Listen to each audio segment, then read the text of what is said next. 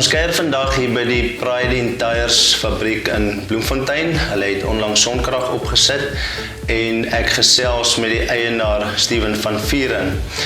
Steven, vertel ons sommer so 'n bietjie meer van julle fabriek.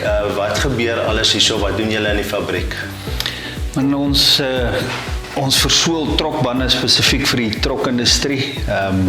Dis 'n groot deel van enige trucking company se besigheid is om karkasse wat nou glad geloop is weer te hersoel.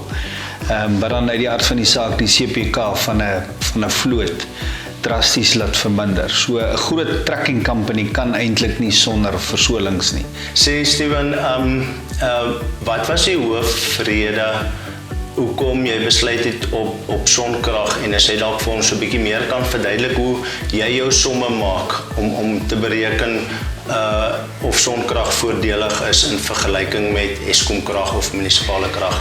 Jong, somme maak is mos nou 'n relatiewe ding. Ek dink vir my was die groot dryf agter die opsit van die sonkrag is onafhanklikheid.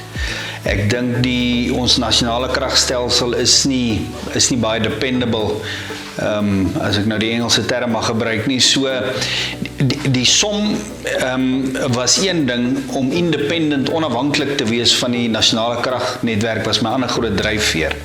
Uit die aard van die saak moet 'n ou die som maak, en die som het vir my 100% gewys dat ek kan eintlik nie die fabriek kompeterend hou, ek kan nie my koste effektief bestuur as ek nie die sonkragroete gaan nie.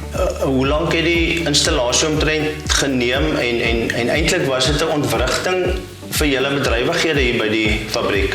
Die installasie het bietjie vinniger gegaan as wat ek gedink het. Ek dink die aanvanklike installasietydperk was iets so 6 of 7 weke. Dit het toe baie vinniger gebeur as wat ek gedink het, en daar was geen ontwrigting in die fabriek enigsins nie. Ons fabriek het nou 100% op kapasiteit geloop, en die oorskakeling na die sonkrag het glad verloop. Daar was niks, enige onderbreking. So hier is ongeveer 500 kW se sonpanele op die dak en so 400 kW omsetters of inverters en 'n batterybank van so oor die 700 kWh. Wat is die grootste kraggebruikers in die fabriek en voldoen die stelsel aan julle totale behoefte? Die stelsel voldoen definitief aan ons totale behoefte. Huidiglik hardloop ons dit nog in parallel met ons nasionale kragnetwerk, en dit is maar om al die niggels nie goed uit te sort en dat ons die nodige selfvertroue het dat ons eendag net die skakelaar kan afsit. Die groot kragverbruikers is maar die elektriese motors van die groot masjienstukke wat in die fabriek hardloop. Die oonde was jare terug op elektrisiteit gewees. Ons het dit intussen afgehaal, en ek dink dit was die rede hoekom ons binne die bestek van 'n sonkragstelsel gekom het. Maar op hierdie stadium is dit heeltemal voldoende. Ek dink so binne die volgende maand of 2 behoort ons die nasionale kragnetwerk af te sit. Dis natuurlik 'n groot belegging. Hoekom het julle besluit op Olivia? Diens. Julle manne is altyd toeganklik. 'n Oproep word nooit onbeantwoord gelaat nie. As ons 'n probleem aan julle rapporteer word dit bitter vinnig uitgesorteer.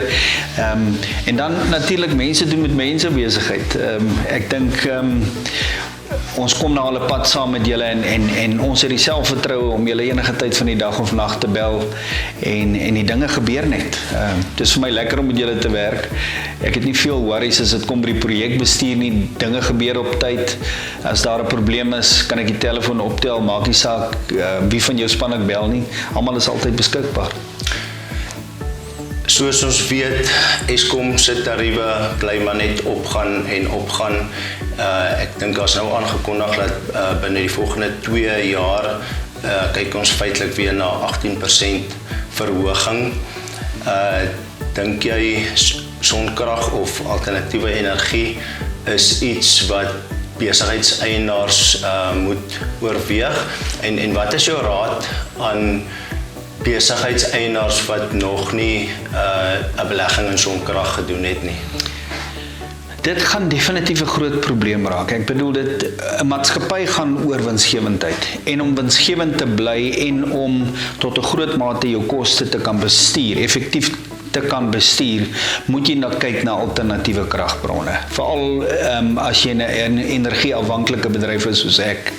So, die ouens moet hulle somme gaan doen en weer eens, ek gaan terug na wat ek aanvanklik gesê het, daai onafhanklikheid en basies die ringfence van jou koste van krag was vir my die groot aantrekking tot 'n sonkragstelsel.